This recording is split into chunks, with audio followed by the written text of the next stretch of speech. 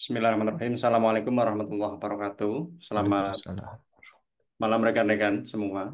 Sampai berjumpa kembali pada kesempatan kali ini. Dalam diskusi malam kali ini, atau pertemuan ke-12, atau dalam sesi bahas buku yang diselenggarakan oleh Center for Literary and Cultural Studies atau CLCS, kita bersama bertemu kembali untuk membahas buku yang kami kira penting dalam konteks sejarah maupun kebudayaan di Indonesia. Buku yang kami bahas pada kesempatan kali ini adalah Teosofi Nasionalisme dan Elit Modern Indonesia, karya Iskandar P. Nugraha, salah satu buku yang kami kira masih berkaitan dengan topik sebelumnya. Tapi sebelum itu, rekan-rekan semuanya, CLCS dalam kesempatan kali ini juga ingin mengabarkan bahwa kami telah memiliki sebuah terbitan jurnal. Sehingga dengan demikian kami mengundang rekan-rekan semua untuk juga menulis di jurnal CLCS bernama Jurnal Abjad, Journal of Humanities and Education.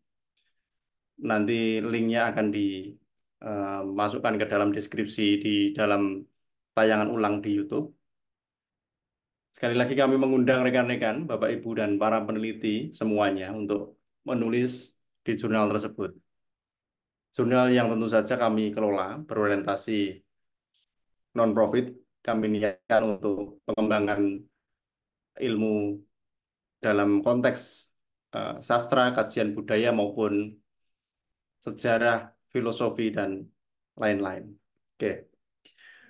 Buku ini, rekan-rekan semuanya, sekali lagi, berjudul Teosofi Nasionalisme dan Elit Modern Indonesia ini berisi tentang bagaimana kira-kira para founding fathers atau para pendiri bangsa, tokoh-tokohnya ada sangat banyak, namun beberapa tokoh disebutkan tentu saja. Teosofi itu telah mempengaruhi perkembangan nasionalisme dan kemunculan elite modern di Indonesia.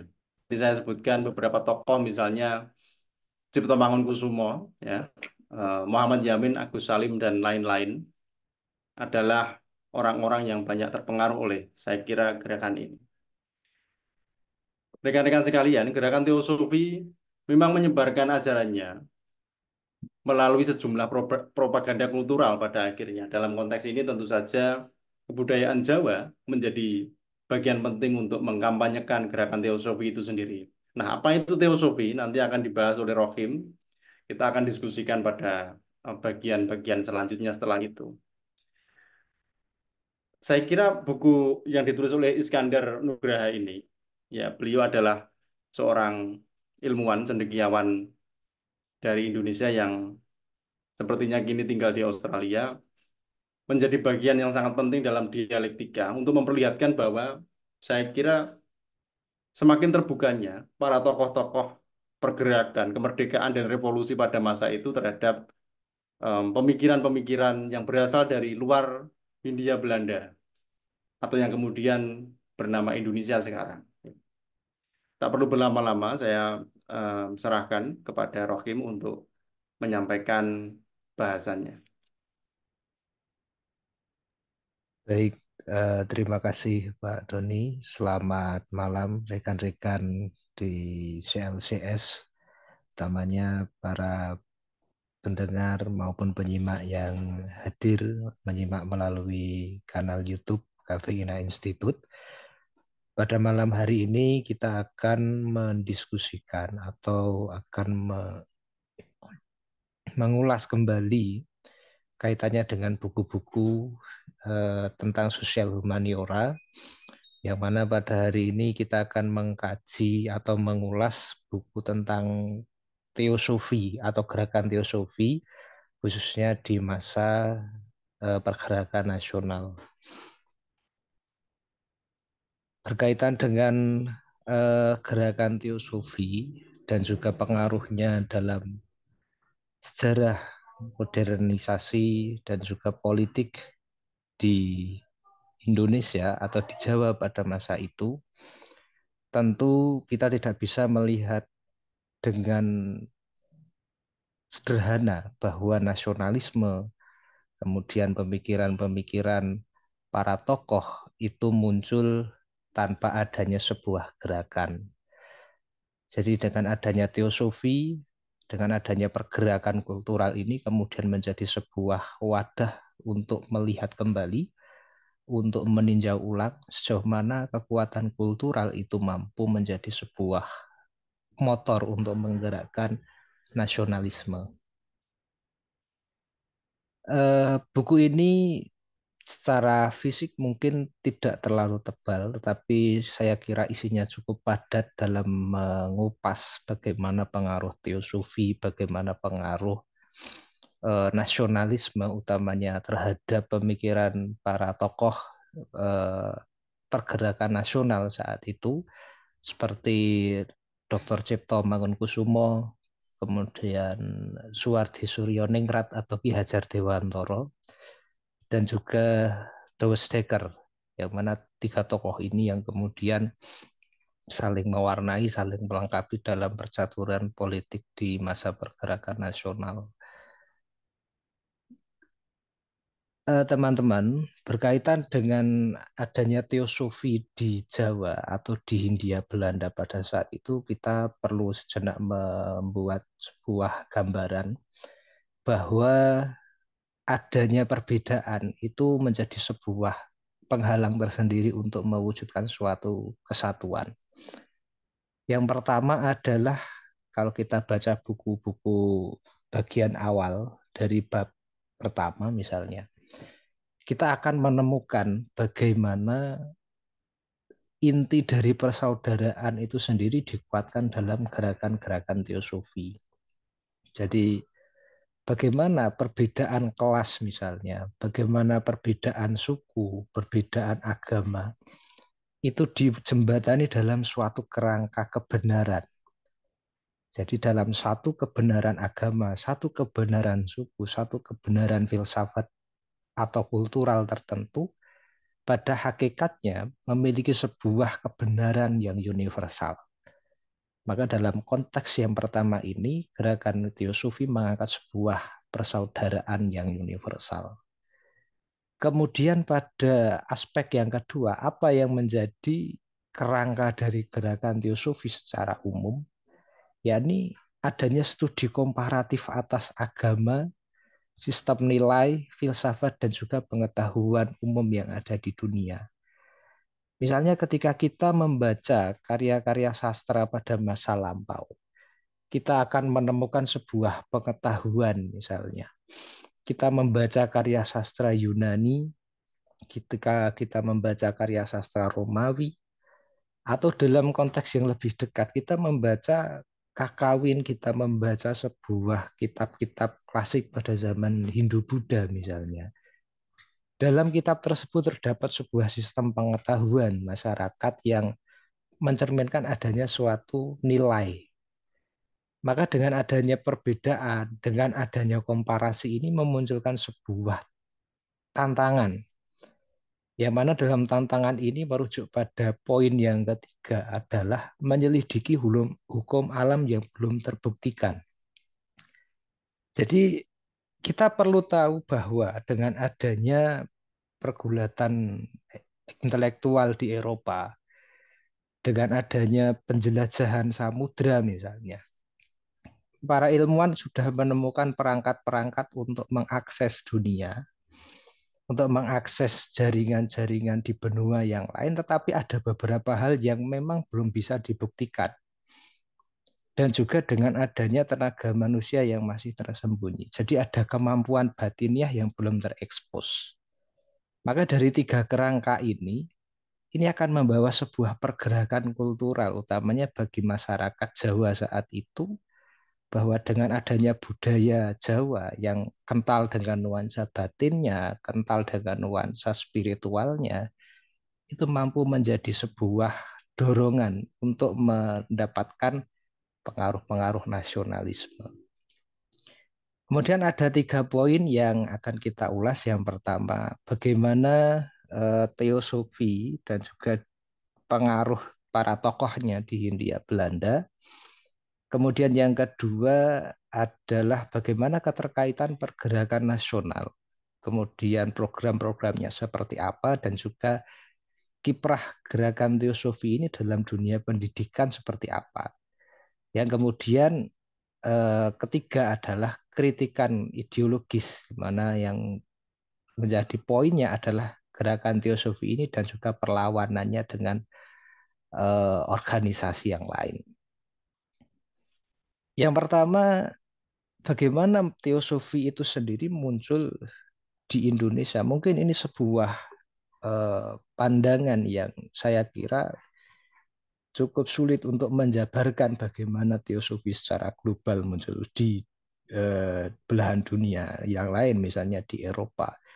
Akan tetapi kita bisa mengkaitkan bagaimana sikap hidup masyarakat Jawa itu sendiri memiliki keterkaitan erat dengan budaya-budaya India.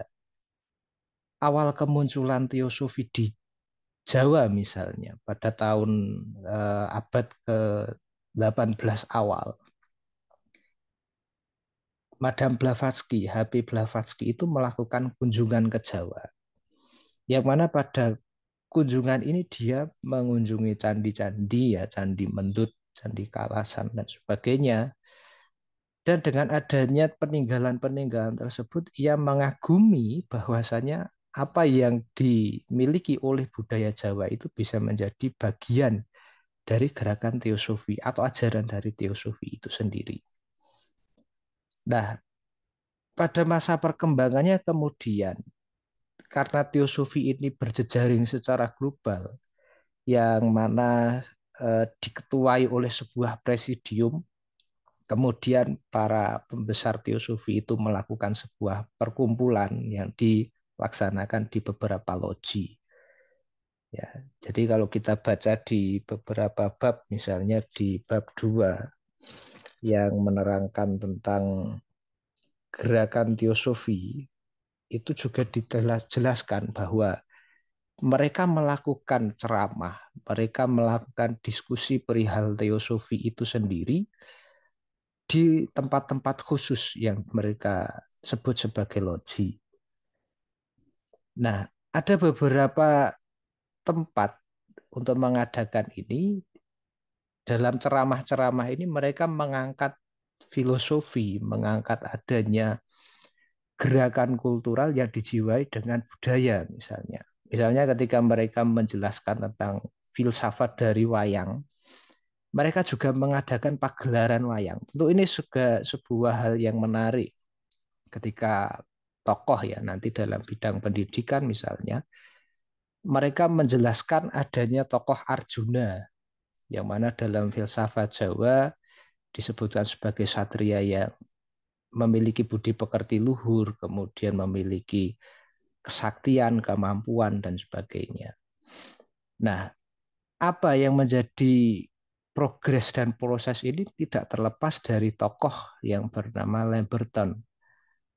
Kalau kita baca beberapa literatur, umpamanya yang dituliskan pada bahasan yang lalu, bagaimana nasionalisme, Sutatmo misalnya menjelaskan bahwa ceramah-ceramah tentang wayang banyak menghiasi pergerakan-pergerakan nasional. Dan salah satu tokoh yang menjelaskan ini adalah Leberton. Bahkan Sutatmo dalam nasionalisme Jawa, buku yang kita bahas pada pertemuan yang lalu, menyatakan bahwa wayang itu memiliki sebuah singgungan filsafat yang sangat tinggi. Maka dengan demikian, dengan adanya 3 poin ini, teman-teman, kita bisa melihat bahwa teosofi ini sebenarnya bukan organisasi yang mencirikan adanya kelas sosial. Kita tahu bahwa dengan adanya imperialisme, kolonialisme Belanda di Hindia Belanda atau di Indonesia pada masa itu, terjadi sebuah ketimpangan kelas, di mana masyarakat Eropa membentuk kelasnya sendiri, masyarakat Asia Timur membentuk kelasnya sendiri, masyarakat Bumi Putra itu juga membentuk kelasnya sendiri. Jadi ada stratifikasi sosial yang sangat jelas. Terlebih dari itu, ada juga golongan masyarakat yang dalam tanda kutip itu tidak teridentifikasi sebagai keanggotaan dari mereka. Misalnya ada golongan-golongan Hindu atau golongan-golongan peranakan. Nah, dalam bagian pertengahan dari buku ini misalnya, para keturunan Hindu ini kemudian mengisi gerakan-gerakan teosofi ini sebagai sebuah organisasi untuk mengikatkan diri mereka pada satu identitas yang universal. Identitas yang universal mungkin bisa kita analogikan seperti ini, teman-teman. Jika mereka saja bisa, jika mereka saja bisa menjadi sebuah komunitas yang besar, tentu saya sebagai minoritas juga memiliki hak yang sama. Maka dengan demikian, anggota-anggota dari golongan peranakan itu membaur sehingga mereka menjadi sebuah anggota yang sama kedudukannya. Kemudian dari gerakan teosofi ini mencirikan adanya gerakan kultural. Gerakan kultural bahwasanya bagi orang Jawa, kesempatan ini mereka gunakan untuk menjelaskan adanya filsafat-filsafat Jawa yang belum terbedah. Bagaimana teks-teks Babat, kemudian filsafat-filsafat pada masa lalu digunakan.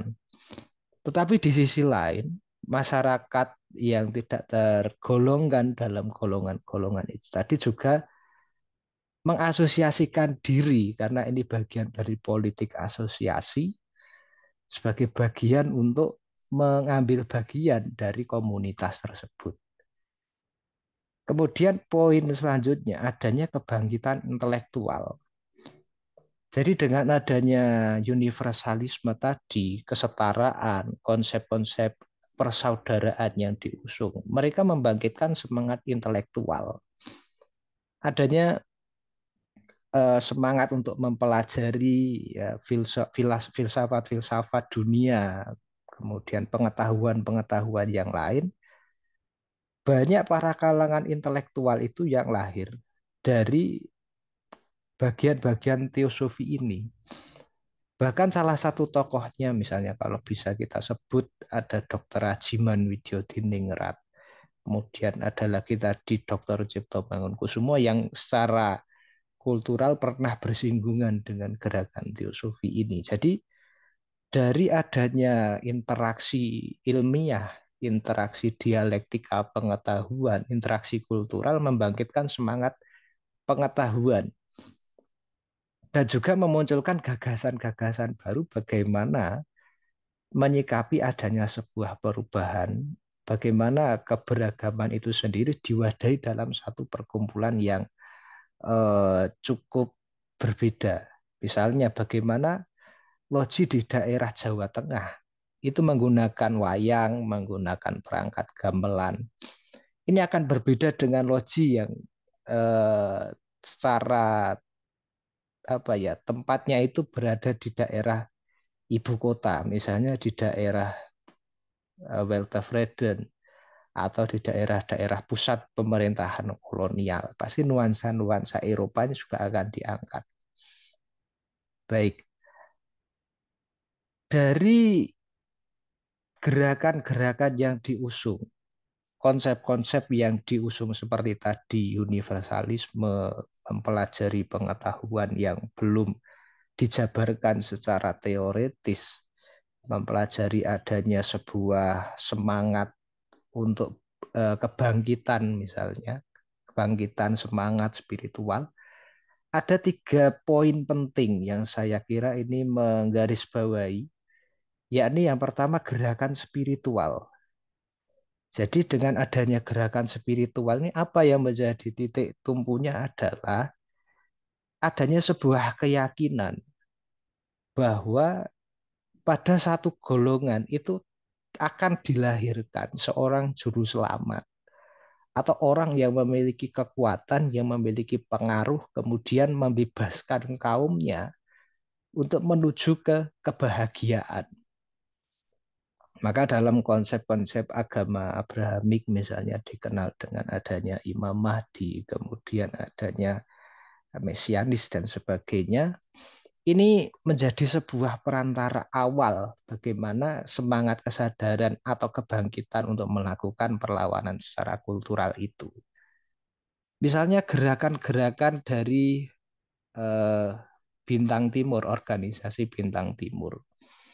Organisasi ini melakukan sebuah penekanan spiritual bagaimana mereka menanti keberadaan guru sejati, ya dalam tanda kutip bisa dikatakan guru sejati mereka. Jadi penulis menerangkan bahwa organisasi Bintang Timur ini pada awalnya organisasi yang cukup besar pengaruhnya. Mereka harus meyakini bahwa dengan adanya kelahiran seorang guru besar ini mampu menjadikan mereka terbebaskan dari belenggu-belenggu yang mencengkeram.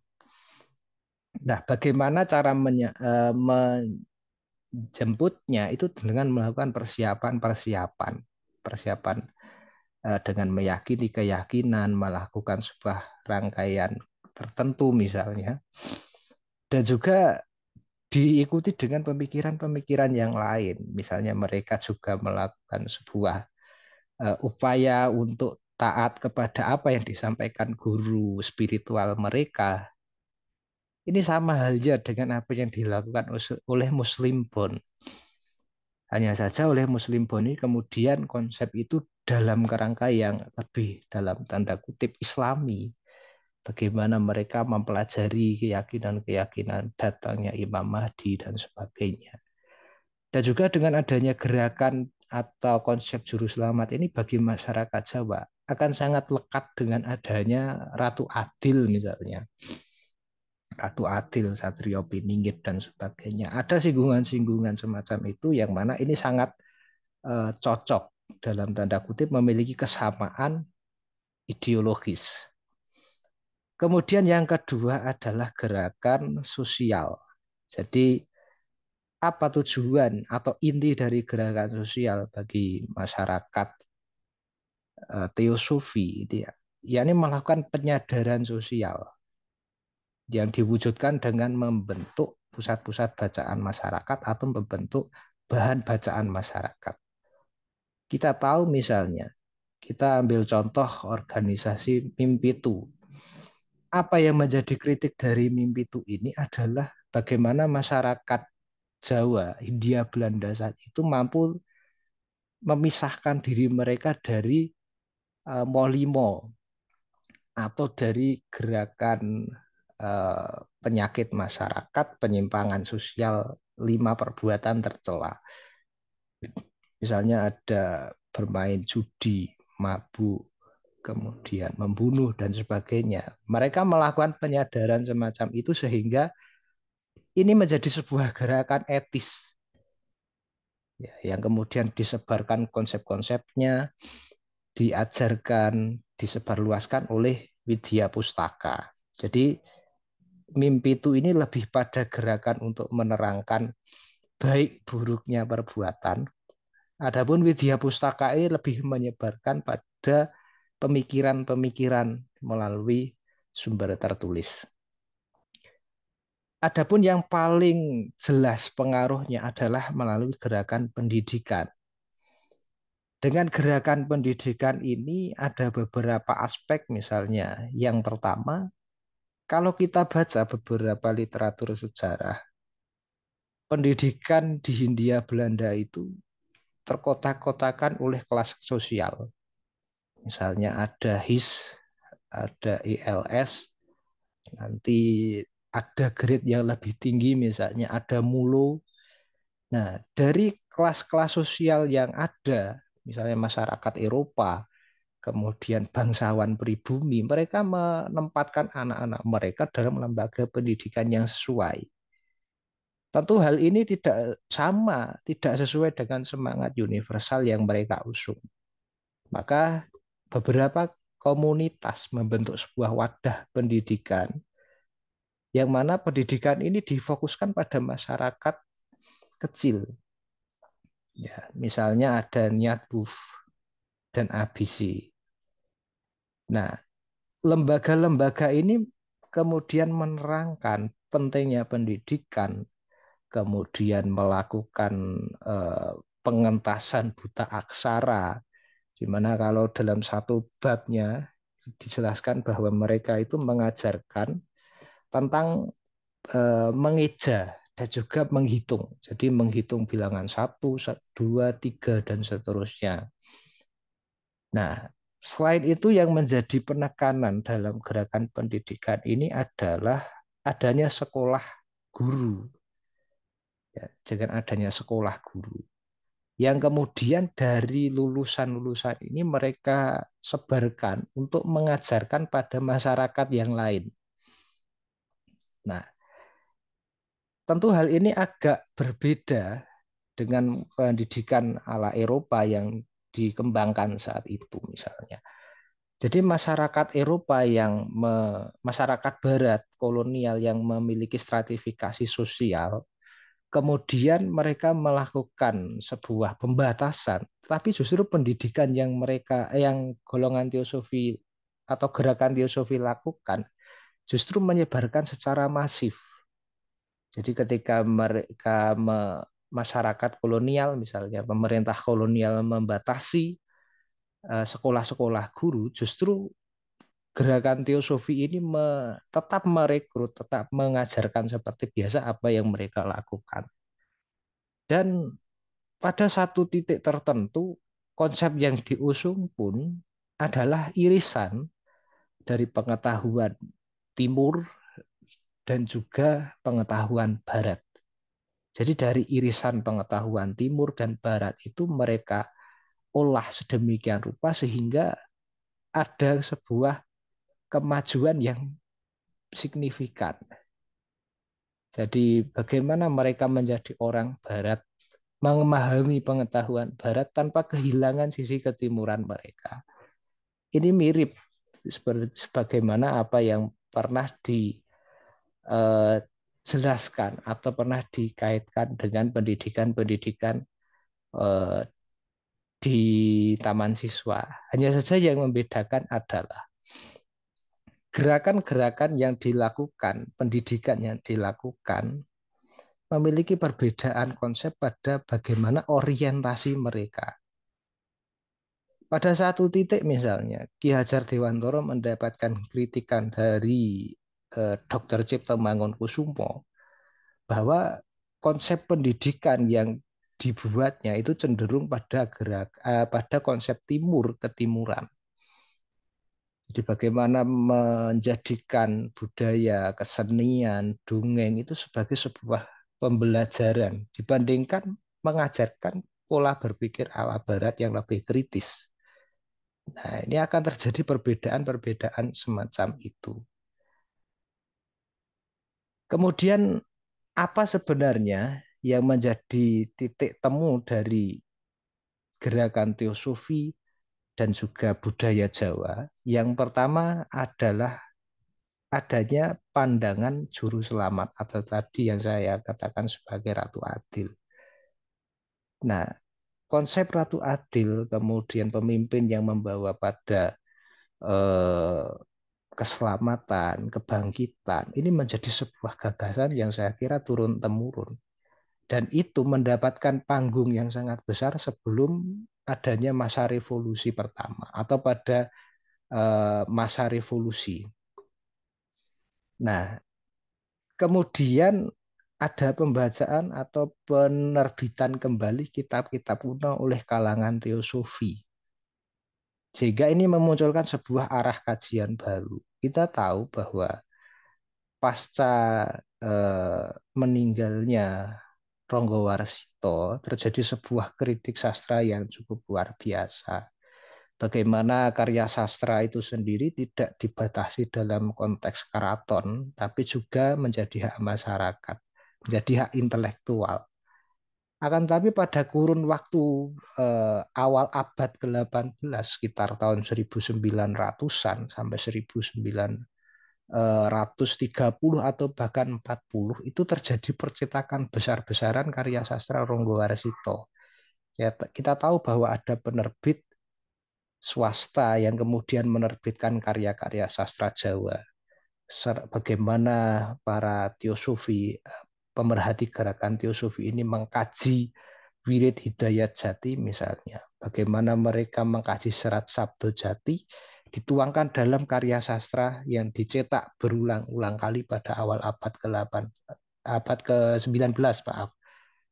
Abad ke-1920 itu diproduksi secara berulang-ulang. Yang kemudian apa yang menjadi pengaruhnya adalah terjadi sebuah pembacaan ulang, bahwasanya konsep-konsep itu mengilhami adanya pergerakan yang lebih luas, adanya pergerakan yang lebih mendalam dari apa yang dibayangkan pada permukaan karya sastra. Kemudian yang ketiga adalah etika sosial. Kita ambil contoh yang konkret adalah wayang. Jadi wayang sebagai sarana pengajaran etika. Kalau dalam buku teosofi ini disebutkan bahwa Arjuna itu menjadi sebuah tokoh, seorang tokoh yang role model saya kira untuk pendidikan-pendidikan mereka. Jadi menempatkan tokoh Arjuna ke dalam sebuah kerangka pendidikan ini ada muatan-muatan etika sosial. Bagaimana seorang siswa menjadi seperti Arjuna, bagaimana mereka bersikap seperti Arjuna, memahami konsep-konsep yang seimbang dan sebagainya, itu juga menjadi penekanan. Yang kemudian pada poin terpentingnya adalah dari studi kritis, dari telaah, dari sebuah dialektika panjang ini tidak hanya menghasilkan sebuah upaya kebatinan saja, tapi menghasilkan pergerakan politik nasional. Jadi bagaimana kesetaraan, bagaimana konsep adanya seorang yang membawa pada kemerdekaan, pembebasan itu memunculkan pemikiran kritis bahwa saya, misalnya kita ambil sudut pandang pergerakan nasional saat itu, saya harus bisa melepaskan diri dari belenggu penjajahan. Karena apa? Ini sebagai sebuah sarana untuk membebaskan atau membebaskan diri. Nah, kalau kita periksa lebih dalam, sebenarnya teosofi, gerakan teosofi ini juga bersinggungan dengan para tokoh-tokoh besar. Yang pertama yang sering muncul di awal pergerakan nasional abad ke-20 adalah eh, tiga serangkai, ya, dan kebanyakan ini alumni-alumni Stovia yang kemudian bergabung ke Budi Utomo. Nah, dari organisasi Budi Utomo, kemudian pemikiran-pemikiran alumni Stovia yang berkembang pesat pada masa itu, mereka kemudian memunculkan sebuah pergerakan kultural. Maka seperti Dr. Cipto, Dr. Rajiman Widyodiningrat, itu adalah alumni-alumni Stovia yang saat itu menjadi bagian penting dalam benih-benih nasionalisme saat itu.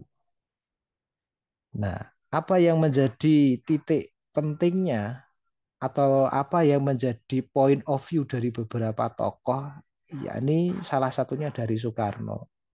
Apa yang dikatakan oleh Soekarno dalam buku ini dituliskan, aku menyelam lama sekali ke dalam dunia kebatinan ini. Dan di sana aku bertemu dengan orang-orang besar, buah pikiran mereka menjadi buah pikiranku, cita-cita mereka adalah pendirian dasarku. Nah, apa yang dikatakan oleh Soekarno atau yang dilakukan oleh Bung Karno ini berkaitan dengan Raden Sukemi, yang mana beliau adalah anggota atau bagian dari gerakan Teosofi pada saat itu. Jadi ketika dia menjadi bagian dari komunitas atau gerakan tersebut secara tidak langsung memiliki akses yang luar biasa, akses yang besar untuk mengakses informasi, untuk membuka wawasan dan sebagainya. Jadi ada buah pikiran yang sama, yakni untuk memerdekakan, untuk menuju kesetaraan dan sebagainya. Nah, kemudian yang kedua, saya ambil contohkan dari Ahmad Subarjo. Aku mencapai usia 22 tahun ketika aku berusaha dengan tekun mencoba menyelami pikiran-pikiran teosofi pada tahun 1918. Yang mendorongku ke teosofi hanyalah perasaan ingin tahu, bukan agama. Jadi apa yang menjadi titik temu dari para tokoh ini adalah rasa ingin tahu. Karena pengaruh keterbukaan itu tadi, keterbukaan akses, keterbukaan jalan untuk mengetahui lebih dalam, sehingga apa yang mereka inginkan untuk mendapatkan informasi pengetahuan itu bisa didapatkan. Nah, namun demikian teman-teman, gerakan teosofi ini tidak serta-merta bertahan lama. Artinya seiring dengan berakhirnya politik etis atau berakhirnya politik balas budi, atau bisa kita katakan politik asosiasi, itu terjadi gelombang kecaman yang sangat kuat. Yang mana dalam buku ini diterangkan secara padat bahwa apa saja yang menjadi penekanan atau kritikan itu yang pertama adalah pembauran ajaran. Jadi ada kritik dari para rohaniawan, dari Kristen maupun Islam yang memandang bahwa universalisme yang diajarkan ini mencederai ajaran-ajaran agama yang memang secara tekstual dalam kitab suci diajarkan seperti itu. Ya.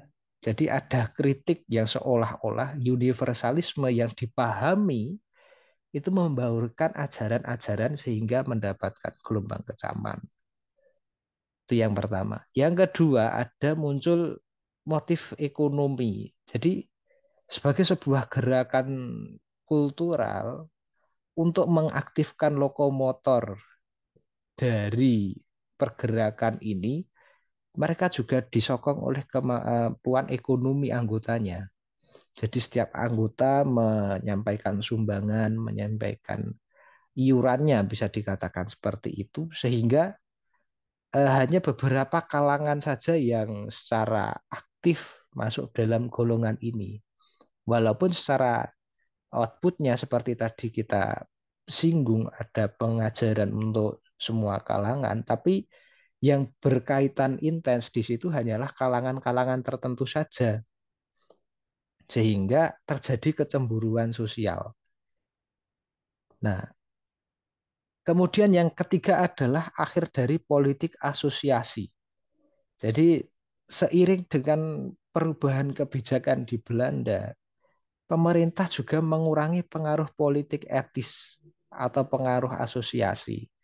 Jadi ada sebuah perubahan yang mendasar dalam segi perpolitikan sehingga mereka memiliki akses yang sedemikian terbatas sehingga pada akhirnya politik asosiasi ini kembali ke zaman politik sebelumnya, yakni pemerintah kolonial saat itu bertindak lebih dominan dibandingkan eh, politik atau tokoh-tokoh dari pribumi.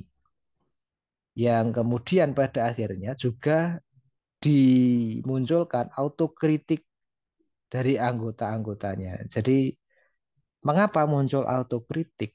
Karena pada prinsipnya gerakan kultural ini tidak bisa menciptakan sebuah motor gerakan yang lebih luas atau menciptakan revolusi yang besar. Jadi untuk melakukan pergerakan yang lebih luas tidak serta-merta hanya bisa diciptakan dengan upaya harmonisasi, tapi perlu adanya sebuah keadilan, perjuangan untuk mencapai keadilan. Sehingga pada masa 1930 sampai 1940-an itu perpolitikan muncul tidak melalui gerakan-gerakan perwakilan. Misalnya kalau kita lihat pada masa-masa sebelumnya itu ada perwakilan-perwakilan golongan. Misalnya dari keraton ini, dari keraton itu, kerajaan ini, kerajaan itu.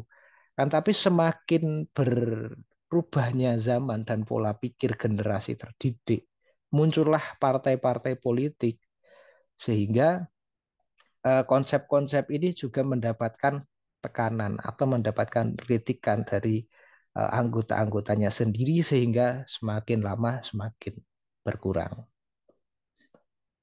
Jadi dari diskusi atau paparan singkat ini, teman-teman, kita bisa mengambil sebuah kesimpulan bahwasanya politik etis yang pernah kita singgung dan juga awal-awal nasionalisme itu berjalan seimbang dengan gerakan teosofi. Jadi politik etis dengan kebijakan pemerintah kolonial itu sejalan dengan pemikiran gerakan teosofi yang mengakomodasi persamaan kesetaraan atau universalisme spiritual itu sendiri. Nah, bagaimana caranya? Ya, ini dengan peranata pendidikan sebagai salah satu cara untuk membentuk manusia yang ideal menurut ajaran teosofi.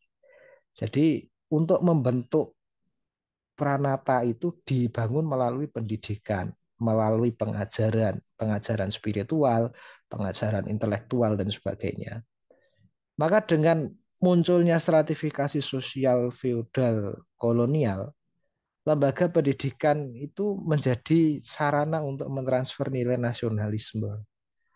Jadi seperti tadi dengan adanya perbedaan sekolah, bagaimana sekolah-sekolah elit itu hanya untuk kalangan bangsawan, kalangan pejabat Eropa dan sebagainya.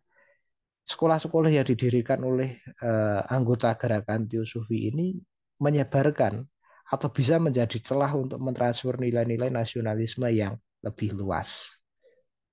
Ya, selain adanya kemauan atau dorongan untuk mengkaji kebudayaan-kebudayaan sendiri itu tadi.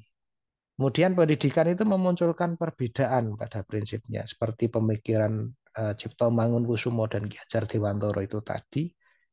Akan tetapi pada akhirnya gerakan teosofi ini mulai memudar seiring dialektika atau dilema kebijakan dan juga perubahan politik Hindia Belanda. Jadi untuk menuju perubahan yang lebih besar pada saat itu, gerakan harmonisasi ini sudah mendapatkan tekanan dan tantangan tersendiri sehingga masyarakat yang merasa tidak puas, merasa perlu dorongan lebih, memilih untuk melakukan gerakan yang lebih radikal, gerakan yang lebih keras dibandingkan gerakan kultural yang penekanannya lebih lembut dibandingkan pemikiran-pemikiran pergerakan revolusi.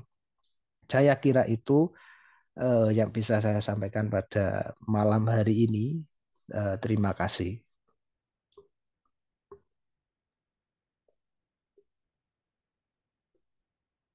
Oke, terima kasih Rokim atas materi yang sudah disampaikan terkait dengan buku Teosofi Nasionalisme dan Elit Modern Indonesia, karya Iskandar Nugraha.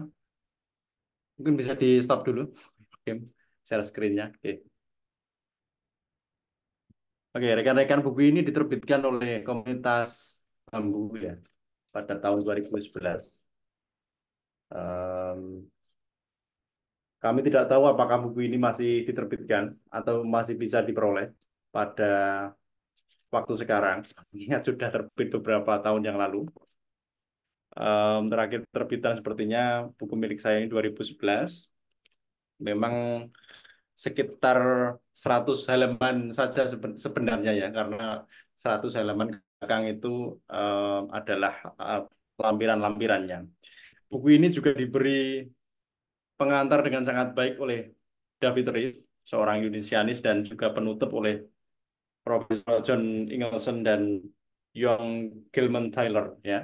Mereka adalah para Indonesianis yang memang getol saya rasa menulis dan meneliti tentang Indonesia terutama pada periode sejarah pra kemerdekaan Indonesia terutama. Oke. Beberapa mungkin bisa saya sampaikan kembali ya. Saya highlight terkait dengan apa sih yang sudah disampaikan Rokim tadi. Ya, Rokim sudah dengan sangat baik saya rasa untuk menjelaskan tentang bagaimana gerakan teosofi itu di Indonesia menemukan konteksnya sendiri, mungkin gitu ya Rokim ya. Jadi pembentukan perkumpulan teosofi saya rasa dalam konteks Indonesia atau Hindia Belanda pada masa itu dilatar belakangi oleh keprihatinan dan pertentangan misalnya ya antara agama dengan sains misalnya yang begitu kencang pada masa itu. Jadi masa awal periode ketika awal-awal abad ke-20 adalah masa-masa yang oleh beberapa ilmuwan disebut sebagai periode atau masa awal dari masyarakat Hindia Belanda yang semakin terbuka karena semakin banyak kaum terdidik ya di beberapa pertemuan yang lalu atau pertemuan sebelum ini kita bahas salah satu buku yang menarik tentang yang membahas tentang hal itu tentang para pemikir, para kaum terdidik, para priai dan elite yang mulai merasakan model pendidikan ala Barat.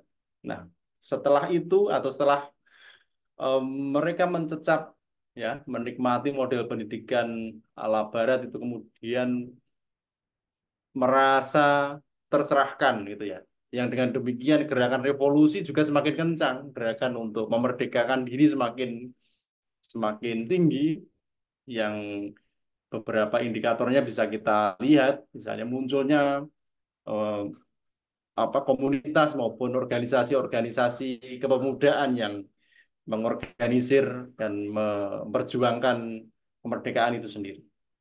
Ya, rekan-rekan sekalian, memang gerakan teosofi di Indonesia masa kolonial itu merupakan, saya kira, bagian dari arus besar ya esoterisme Barat yang kalau kita kaitkan dalam konteks perbincangan kita selama beberapa waktu belakangan ini dalam pertemuan-pertemuan sebelumnya memang masih, saya rasa masih erat kaitannya dengan studi pasca kolonial ya Rohim ya.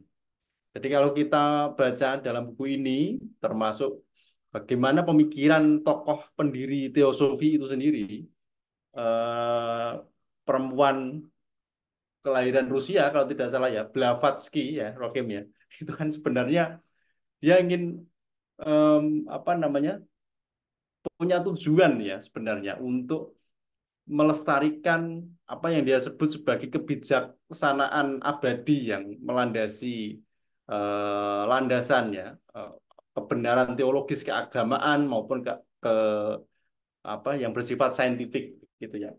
Jadi kan kira-kira itu sebentuk sebentuk apa namanya pelanggengan budaya pemikiran Barat yang saintifik yang kemudian mungkin dalam bahasa yang lebih sederhana ingin diinjekkan ke dalam kultur-kultur yang dijajah misalnya atau wilayah geografis yang dijajah oleh oleh Eropa tentu saja ya, oleh Eropa dan Amerika misalnya. Nah, memang dalam perkembangannya, rekan-rekan, teosofi telah menjadi pusat intelektual. Ya, mau nggak mau kita harus bicara itu bagi kajian ya banyak perbandingan dan komunitas maupun organisasi kemudian di bawah kepemimpinan siapa namanya Rokim Ani Ya, Besan ya, Ani Ani Besan. Bisan.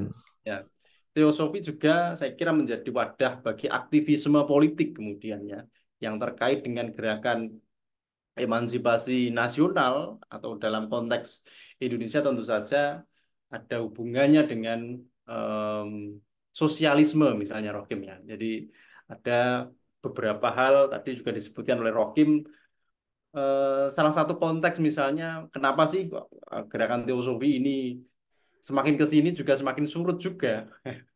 Di dalam buku ini disebutkan karena ada ketertarikan lain. Nah, mungkin dalam tanda petik ya, ketertarikan lain para para founding fathers itu, para tokoh-tokoh besar itu terhadap gerakan-gerakan sosialisme kemudian. Nah, ini juga menarik ini sebenarnya untuk kita diskusikan ya. Jadi gerakan teosofi itu belakangan di agak ditinggalkan gitu. Karena agak bergerak ke arah sosialisme, Marxisme ya. Seperti salah satunya bisa kita sebutkan tokohnya kan misalnya Bung Karno ya dengan ideologi yang eh, seperti itu. Oke.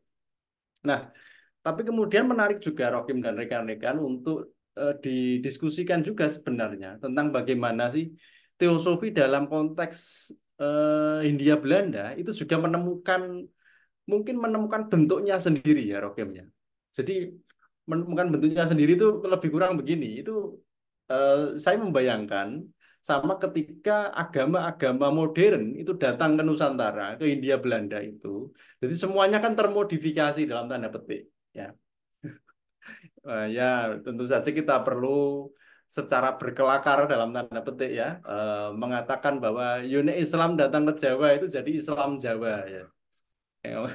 Katolik ke Jawa jadi Katolik Jawa dan seterusnya. Maka mungkin boleh kita katakan teosofi ala Jawa itu juga menemukan konteksnya sendiri saya rasa dengan beberapa fakta-fakta yang juga disampaikan di dalam buku ini kemudian ya itu tidak bisa kita mungkiri melalui berbagai macam ritus maupun ritual dan termasuk cara penyampaian-penyampaian dalam tanda petik syiar teosofi itu sendiri pun menggunakan berbagai macam kesenian ala Jawa ya termasuk mengambil petilan-petilan filosofi apa namanya ala Jawa termasuk ketika pendiri teosofi itu datang ke Jawa dia kan mengatakan semacam itu ya ternyata Jawa itu ya dekat dengan prinsip-prinsip teosofi kan dia sendiri mengatakan seperti itu jadi teosofi dan Jawa itu begitu dekat filsafat-filsafatnya dalam konteks tertentu bisa dikatakan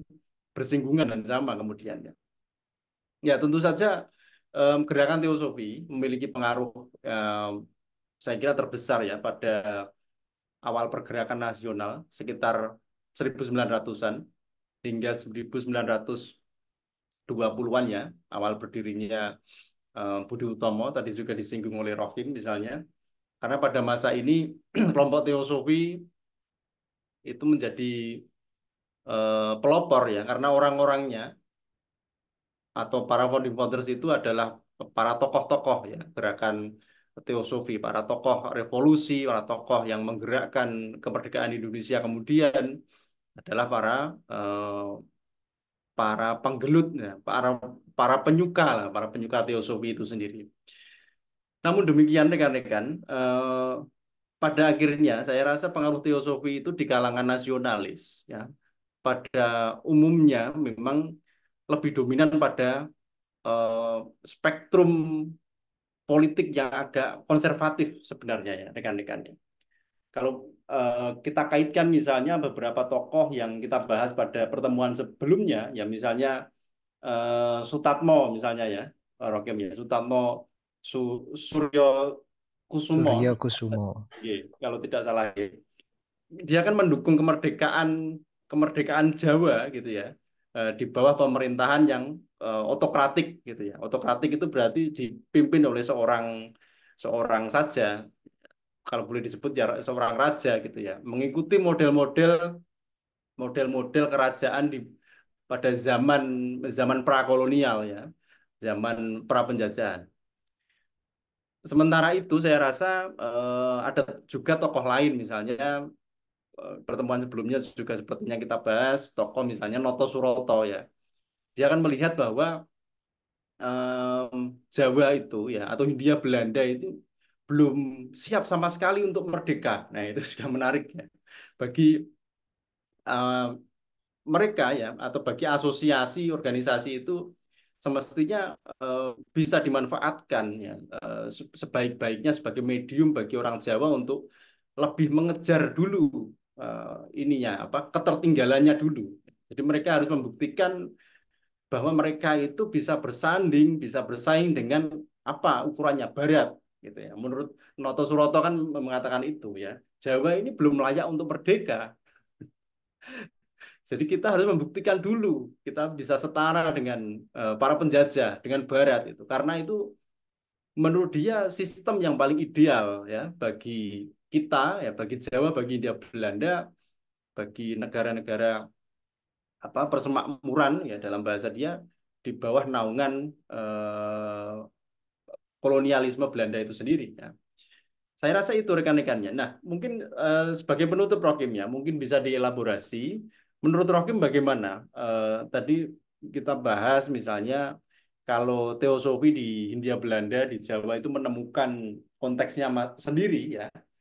Bagaimana menurut Rokim ya? Pandangan Rokim setelah membaca buku Teosofi Nasionalisme dan Elit Modern Indonesia ini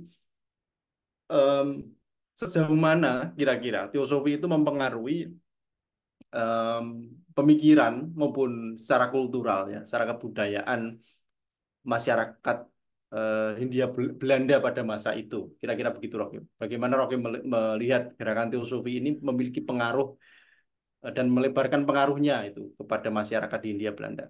Monggo. Oke. Berkaitan dengan hal tersebut, mungkin ada beberapa hal. Yang pertama, kalau kita baca misalnya dengan filsafat kosmik. Jadi kalau orang Jawa itu kan paling kental itu dengan nuansa kosmik, ada jagat gede, jagat cilik misalnya. Yang kemudian itu secara struktur, mungkin kalau kita kaitkan dengan bagaimana masyarakat Hindu-Buddha misalnya, itu akan terjadi perbedaan pembacaan tentang Burloka, Buvarloka, Suparloka, dan sebagainya.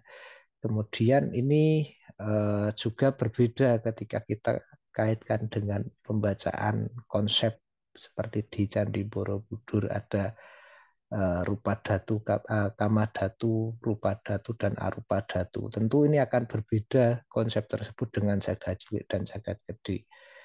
Nah, apa yang menjadi perbedaan tersebut dari tiga tingkatan kemudian menjadi sebuah dua hal ini, saya kira ada sebuah titik temu bahwasanya masyarakat Jawa memaknai bahwa dunia yang luas itu ada bagian besar dan kecil. Mirip seperti filsafat-filsafat kosmik dalam kebudayaan-kebudayaan Yunani misalnya.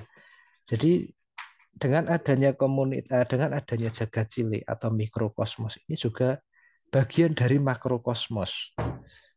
Nah, jadi dengan adanya pembacaan yang mirip tersebut, saya kira masyarakat Jawa pada saat itu memiliki ruang aktualisasi untuk menunjukkan bahwa ada kemiripan. Kemudian yang kedua adalah kesamaan ideologi, bahwasanya pemikiran-pemikiran Jawa ini juga setara dengan pemikiran peradaban-peradaban kuno yang lain, misalnya seperti peradaban India, di mana cerita-cerita pewayangannya itu juga sama. Nah, dari kesamaan-kesamaan kultural ini kemudian ada penyesuaian. Tentu yang menjadi penyesuaian ini adalah mereka tidak mengambil sama seperti di India, tapi terjadi percampuran dengan kebudayaan-kebudayaan Jawa Islam tadi.